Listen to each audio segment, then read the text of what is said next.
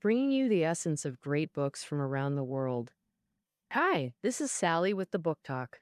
The book we're diving into today is Woolly Mammoth Revisited, with the subtitle Gene Scissors Redesigning Life. The author of this book is Ben Mesrich, a renowned novelist. He's also a Harvard graduate and has written many famous works. For instance, The Accidental Billionaires was a New York Times bestseller and adapted into the Oscar-winning film The Social Network. Now, similarly, the hit movie 21 was based on his book Bringing Down the House.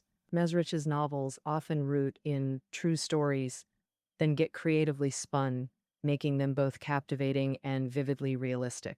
Woolly Mammoth Revisited. This book follows that pattern. The story's prototype is real. Through interviews and research, the author reconstructs actual scenes, telling the tale of a scientist leading his team to revive the woolly mammoth. Now, let's get into the specifics of this book's content. In the author's note, Mesrich defines this as a popular science work. If we strip away the narrative, this book at least addresses three key questions. First, why revive the woolly mammoth? Second, how is the team to revive the woolly mammoth assembled? Third, how does this team plan to actually revive the woolly mammoth? For the first question, we first need to understand the woolly mammoth species. Millions of years ago, during the Ice Age, grasslands and forests were the woolly mammoth's domain. They roamed in herds across vast permafrost in the northern hemisphere. Permafrost is ground frozen solid below 0 degrees Celsius. The surface of this permafrost might partially thaw with seasonal changes, but the deeper layers stay frozen year-round. That's permanent permafrost. Woolly mammoths were huge, even bigger than modern Asian elephants. Unlike elephants, in tropical or subtropical areas, woolly mammoths had thick, long fur and were sometimes called long-haired elephants. In movies and shows, that fur is often shown as slightly reddish. But actually, woolly mammoths had various fur colors, just like humans have different skin tones. The woolly mammoths had a hump on their back for storing fat, and with their small ears and tail, they were perfectly adapted to the harsh, cold environment. Oh, woolly mammoths even evolved special hemoglobin that could work near freezing temperatures, releasing oxygen to prevent frostbite on their skin. During the Ice Age, woolly mammoths thrived. They migrated in herds, and their huge size made them hard to hunt. But with the end of the Ice Age and human ancestors moving into their lands, woolly mammoths were doomed. Starting about 100,000 years ago, when humans left Africa, they were amazing at hunting big animals, and they basically caused mass extinctions of large mammals across Europe and America. Yeah, the mammoth's extinction was probably similar. By around 10,000 years ago, mammoths had mostly disappeared from the continents. But on Wrangel Island in the Arctic Ocean, they hung on for thousands more years. The last mammoth, well, finally went extinct about 3,000 years ago. This was likely tied to human maritime activities.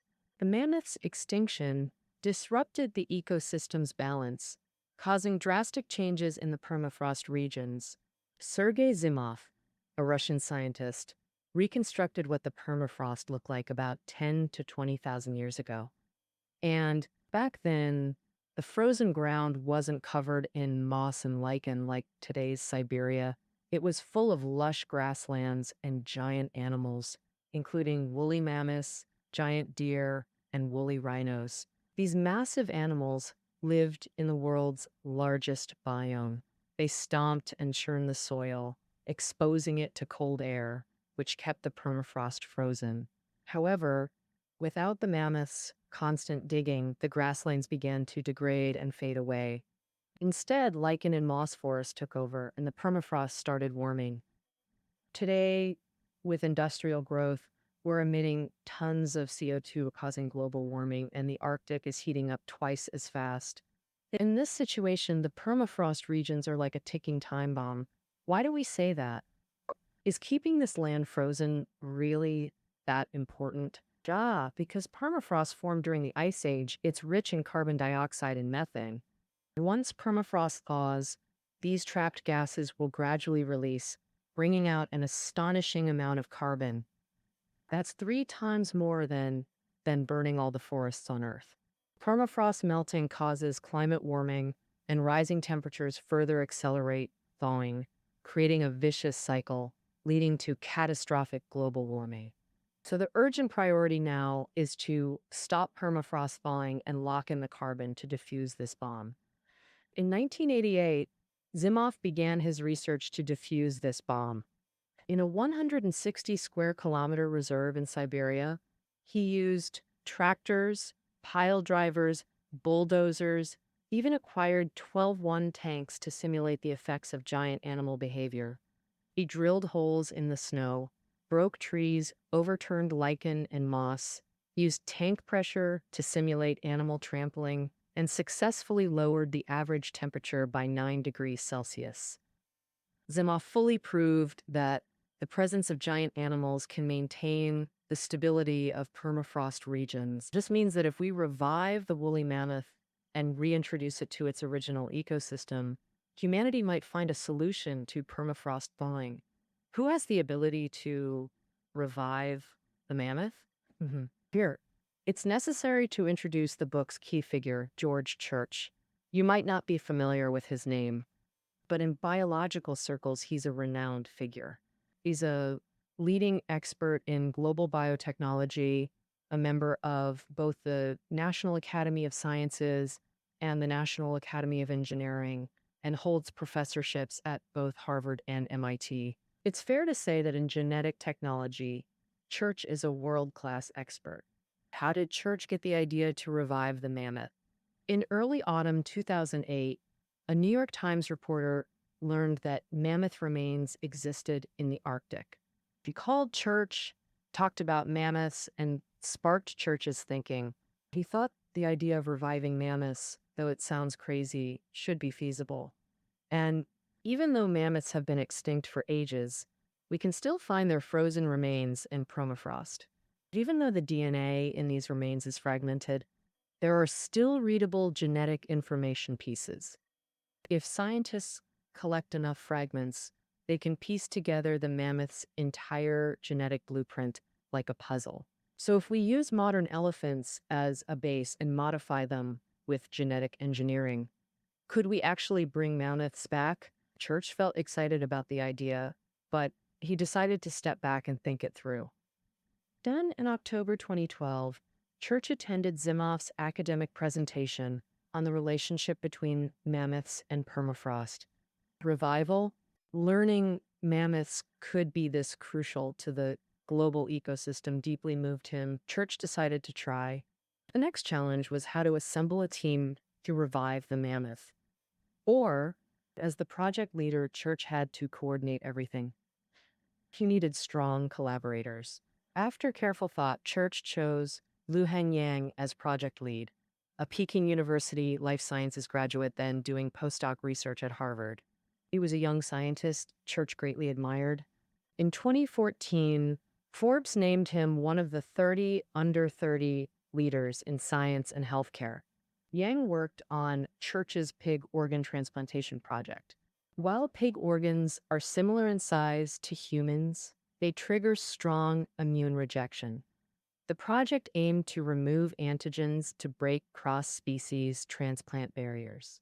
He believed this project could transform transplant medicine. He was both Church's brilliant protege and a globally minded young scholar. Faced with a mammoth revival project that could improve global ecology, Yang naturally agreed. Next, Church assembled Yang's team, starting with Bobby Dadwar, a McMaster University PhD who studied naked mole rats. Naked mole rats are fascinating social mammals. They live up to 30 years versus typical mice's 2-3 years, and they don't get cancer. Bobby explored the amazing anti-aging mechanisms in their cells. Bobby's not much of a talker. And when he entered the US, cops even suspected him of having shady intentions. But hey, he's got deep knowledge of mammalian cells, unique insights, and killer lab skills, still landed a job at Church's lab. All right. The second team member is Marg Monroe. She's a biomedical engineering PhD from Boston University. Smart, likable, and totally up for this task. Finally, we have Justin Quinn. Get this, he's a self-taught scientist. Quinn graduated from a community college and used to sell cars for a living. Despite being too poor for elite schools, Quinn's no rookie. He's hardworking, eager to learn, scored a job at a synthetic bio firm, mastered gene editing there, and basically showed up uninvited. When Church visited that company, Quinn charged right up, yelling, "Dr. Church, I have to do this. It's my dream. It'll prove my worth." Sure, it was over the top, but Church was moved, and Quinn joined the team. So by early 2013, the Mammoth Revival team was formed with Luhan Yang at the helm.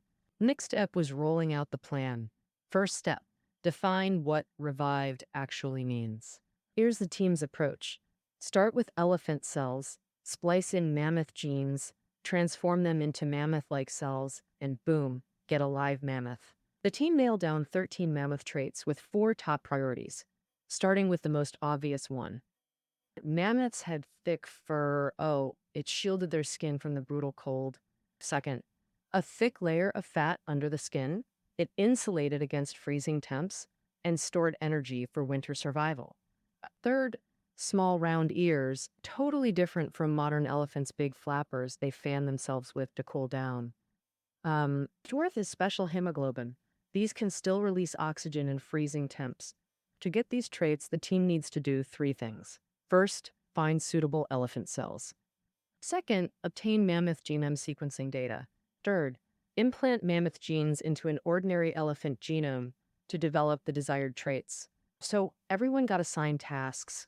Bobby and Margot handle contacting zoos for elephant samples, while Luhan Yang focuses on finding a complete mammoth genome and collecting gene sequences. Quindo is in charge of designing and prepping all CRISPR components. Basically, everything needed to splice synthetic mammoth genes into an elephant genome. Oh, in this book, CRISPR gene editing gets highlighted repeatedly. It's the core tech featured here and key to reviving mammoths. We need a quick explainer. It's a gene editing tech that's emerged in recent years. It works on a cell's genome, or the DNA molecules carrying genetic info inside cells. So CRISPR can precisely cut, splice, or replace DNA segments. This tech lets us manipulate genes way more accurately and efficiently. Mammoth gene data relies on samples from Siberian permafrost. These frozen carcasses didn't fully decay, so they still hold some genetic info. Young's team just needs to read target genes from them and do synthetic gene assembly. Even though the mammoth genome has 4 billion base pairs, which sounds terrifying, this project only needs to synthesize a few key genes, and with today's tech, that's totally doable. Now, about elephant cells. Asian elephants might work better than African ones as a base. They're calmer. Plus, they're closer relatives to mammoths. But not all Asian elephant cells are fit for this experiment. Compared to bacteria's constantly dividing cells, mammal cells are way less active. And most cells in our bodies stop dividing after embryonic development, like mature red blood cells and nerve cells. Even if you separate them from the body, they just won't divide. Even cells that can divide, like hematopoietic stem cells, have already mapped out their offspring's future. They're destined to become blood cells, not other cells for reviving mammoths. We need pluripotent cells, cells that not only divide, but can develop into any cell type, abundant enough to fill a whole mammoth. The only cells that meet this requirement are embryonic stem cells. That embryonic stem cells are tough to get. They only form during embryo development. Since this experiment faces constant failure and challenges, the team needs to keep trying. So they must have enough embryonic stem cells to use up. They aim to get elephant placentas, hoping to harvest plenty of stem cells there. For this, a temporary team member joined the project. Jack Walton, a biology PhD in Chicago, had time to camp out near a pregnant Asian elephant, waiting a full month. In April 2013, the calf was born, and Walton risked elephant attacks to get the placenta. Fresh enough, but little did he know the trouble was just beginning. The research team didn't get ideal stem cells from the elephant placenta. Even though the team confirmed they'd embedded a synthetic mammoth gene into an ordinary elephant cell, it was useless. The cell wouldn't divide. In fact, while stem cells from mice, pigs, and others have been successfully used in genetic engineering experiments, no one's ever succeeded with elephant stem cells. Elephant stem cells seem incredibly lazy. They refuse to divide. Logically, large animals with huge numbers of cells should be more prone to cellular abnormalities. But elephants don't show this. The team speculates they likely have a unique mechanism suppressing cell division. And this mechanism makes it impossible for the team to obtain continuously dividing stem cells. Another issue the team faces is that dividing cells gradually age, meaning they can't be cultured long term. The next goal is to break this cellular barrier and get stem cells that stop aging and keep dividing endlessly. Professor Shinya Yamanaka's research at Kyoto University in Japan brought a ray of hope. Professor Yamanaka pinpointed 4 genes. When added to skin cells, they can be reprogrammed into stem cells. These 4 genes are called the Yamanaka factors. So if we embed Yamanaka factors into elephant cells, we can create continuously dividing cell clusters, solving the cell material problem. Then comes implanting mammoth genes. These genes were implanted into different cells and cultured into clusters to verify their functions. So finally, from 2013 to late 2016, the team created 4 organoids: mammoth hemoglobin, subcutaneous fat, ear cells, and tail cells. They're not actual organs, just cells in Petri dishes. Think of them as miniaturized mammoth tissue, like those special hemoglobin cells releasing oxygen even in freezing temps. For fur, genetically modified cells were implanted on a nude mouse's skin. It grew bright red fur. Preliminary success! The book's story ends here. It'll take years before revived mammoths roam the permafrost. Combining all genes into one cell takes time, and we need to grow that cell into an embryo and place it in a suitable room. Church's lab is designing an artificial womb like sci fiction external embryo incubation, which also takes time. And Asian elephants must raise the calf.